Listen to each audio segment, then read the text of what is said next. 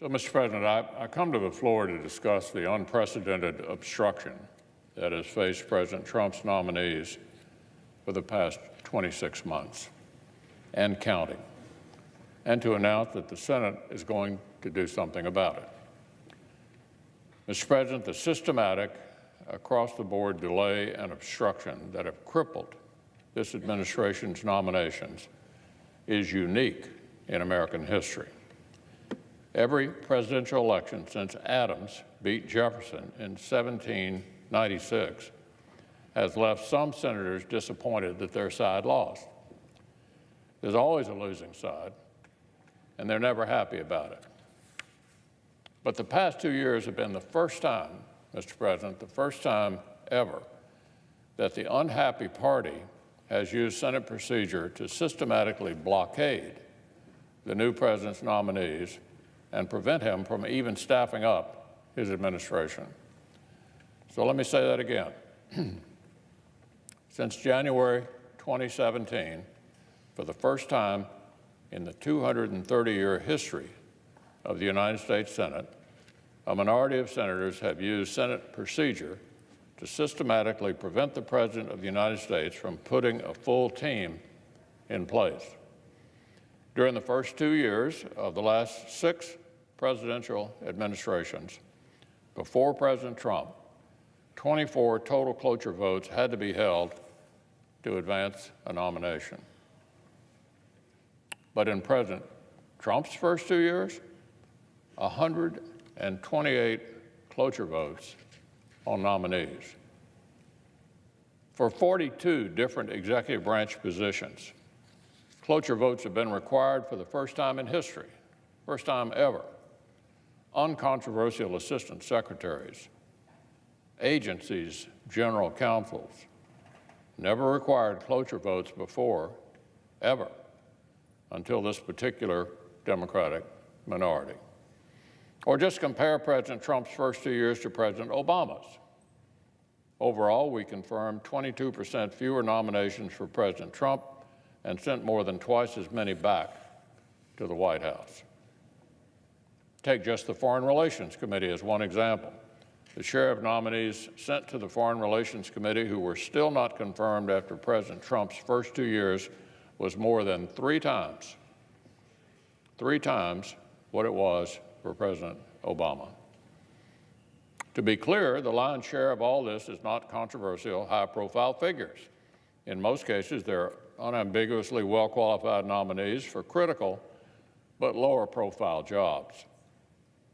For example, it took more than 6 months, and several tragic railroad accidents that made national news before a minority of senators would allow us to confirm the president's nominee to head the Federal Railroad Administration. 6 months and railroad accidents to get us to confirm the president's nominee to head the Federal Railroad Administration. He had worked in railroads as an engineer, manager, and executive for 45 years. Our colleagues on the Commerce Committee voice voted him out of committee. And actually, when Democrats finally allowed his nomination to come up out here on the floor, when they finally allowed that, he was confirmed by voice vote. But despite the fact that nobody actually objected to this nominee, this important job was held empty for 6 long months. Obstruction for obstruction's sake.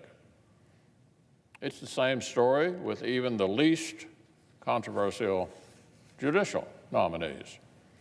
Last January, it took more than a week of floor time to confirm 4 district judges, all of whom had been voice voted out of the Judiciary Committee the previous autumn. But still, months of delays. And then cloture votes are required for each. But once we finally plowed through to the confirmation votes, they were all confirmed unanimously. Months of delays and procedural roadblocks for 4 bipartisan nominees whom not a single senator actually opposed. This is not a principled maneuver, not thoughtful use of minority powers, obstruction simply for the sake of obstruction. This historic campaign isn't fair to our duly elected president, and more importantly, it is not fair to the American people. The American people deserve the government they elected. They deserve for important positions to be promptly filled with capable individuals, not held open indefinitely out of political spite. And from an institutional perspective, as we all acknowledge, this is completely unsustainable. But if we allow it to persist, it seems guaranteed to become standard operating procedure for every administration going forward.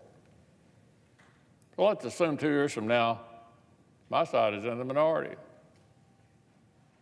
and there's a Democratic president. If we allow this to persist, we'll be doing the same thing to those guys that they've been doing to us. It'll be the new norm. Some of our colleagues who are leading this systematic obstruction are actually running for president themselves. Well, these tactics will virtually guarantee that any future Democratic administration is subjected to the same paralysis. Everybody will be doing it. Is this how American government is supposed to work from here on out? Whichever party loses the White House basically prohibits the new president from standing up an administration.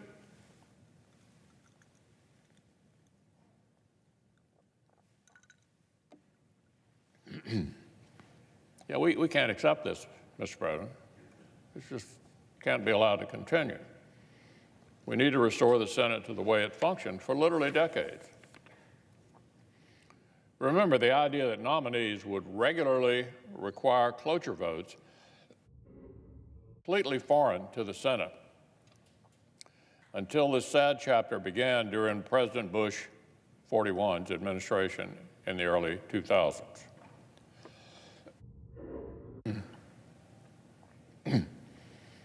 As of 1968, cloture had never been required for any nomination.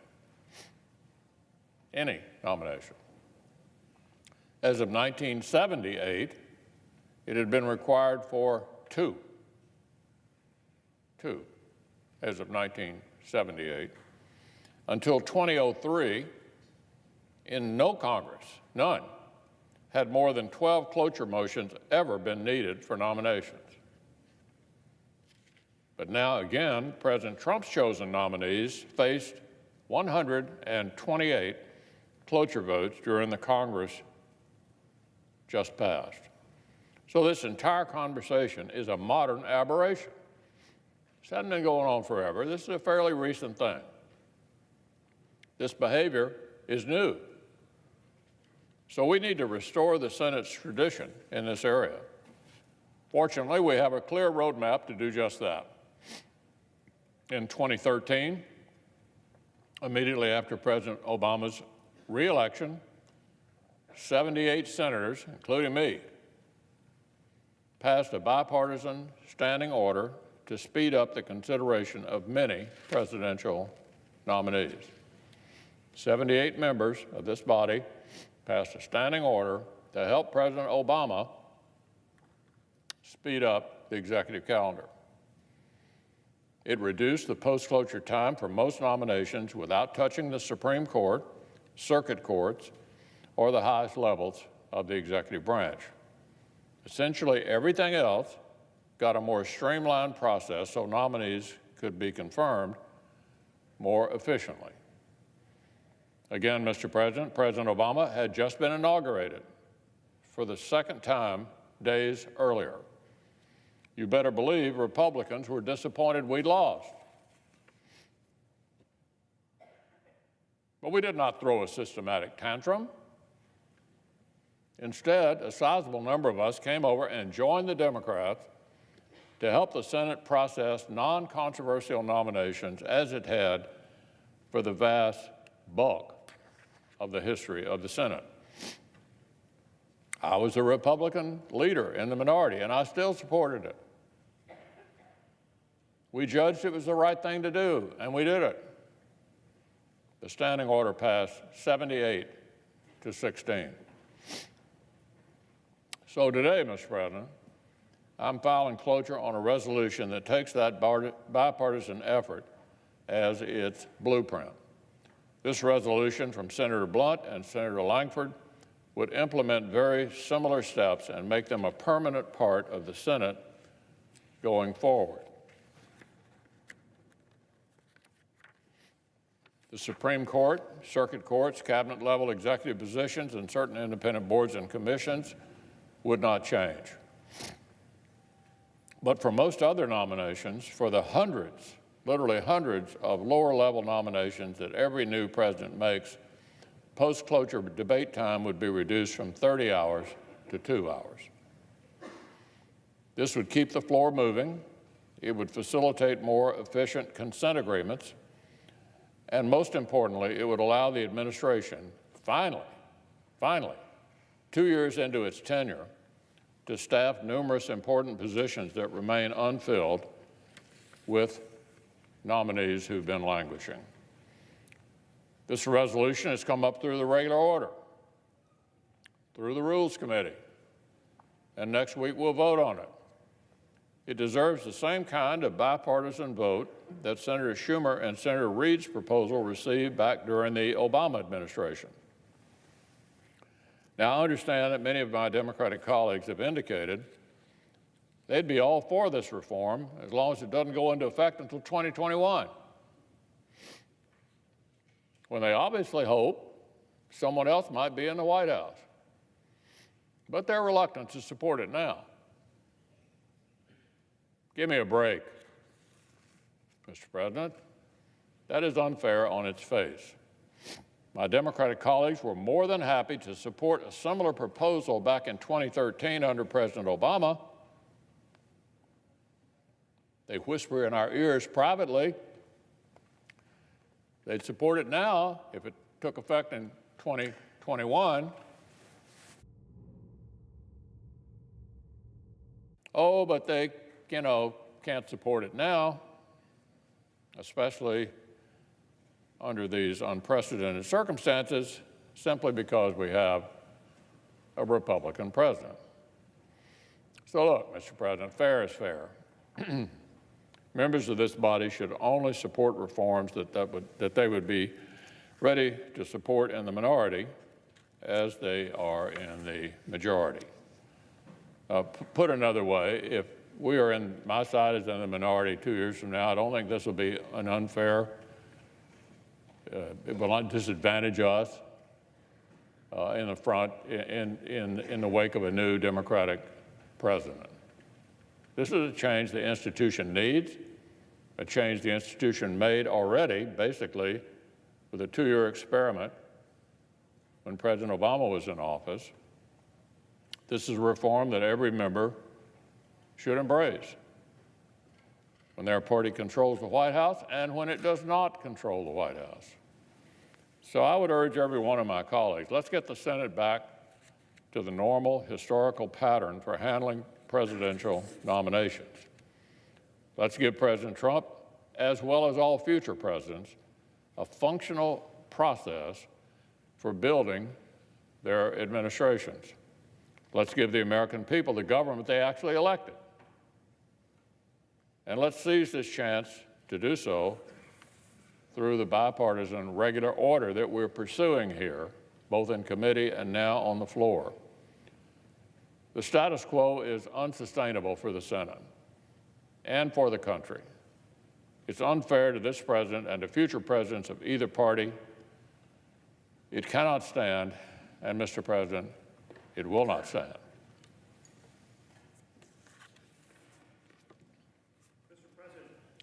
Will the Majority Leader yield to a question? I have the floor. The Majority Leader has the floor. Would the Majority Leader yield for question? I move to proceed to calendar number 24, Senate Resolution 50. The clerk will report. Motion to proceed to SRES 50, improving procedures for the consideration of nominations in the Senate. I send a cloture motion to the desk.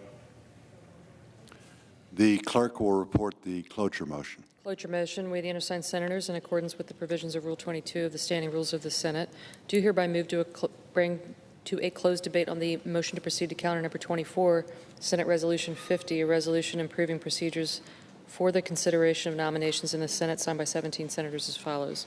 Consent the reading of the names be waived. Without objection. Mr. President, I ask unanimous consent the Senate proceed to executive session for the consideration of calendar 130 through 156 and all nominations on the Secretary's desk. That the nominations be confirmed, the motion to reconsider be considered made and laid upon the table with no intervening action or debate. That no further motion to be in order, that any statements related to the nominations be printed in the record. The President be immediately notified of the Senate's action, and the Senate then resume legislative session. Is there objection? Mr. President.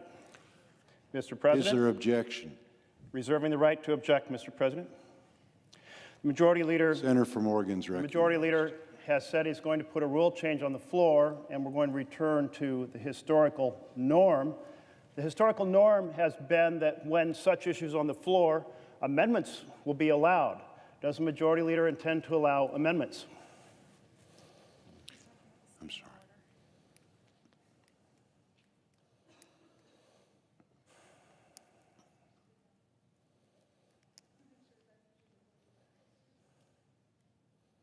Yeah, I understand the senator from Oregon is propounding a question. If he'd repeat it, I'd appreciate it.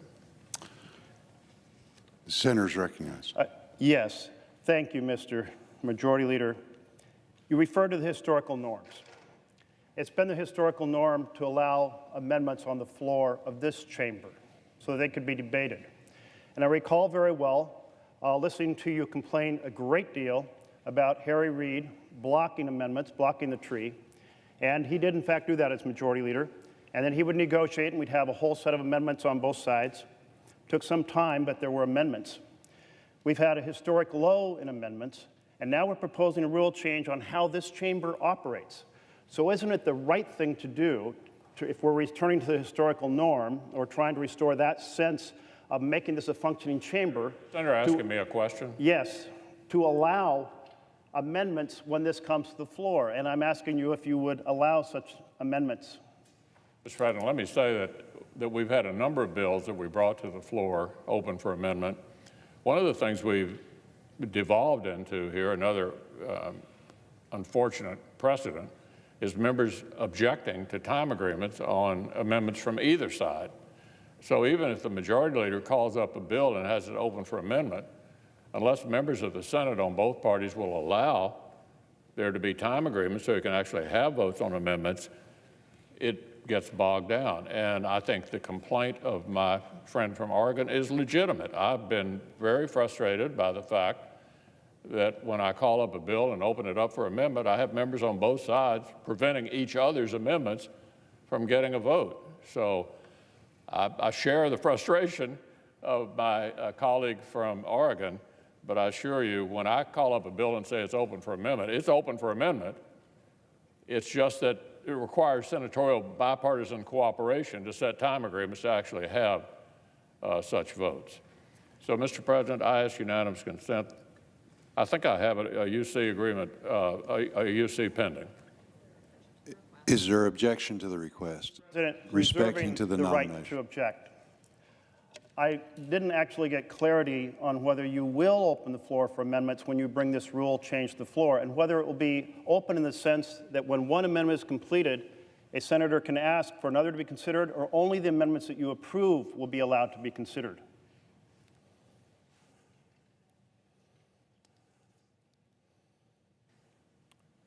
Well, Mr. President, in order to guarantee a particular amendment would get a vote without consent, we'd have to be able to get 60 votes to invoke cloture to advance the amendment.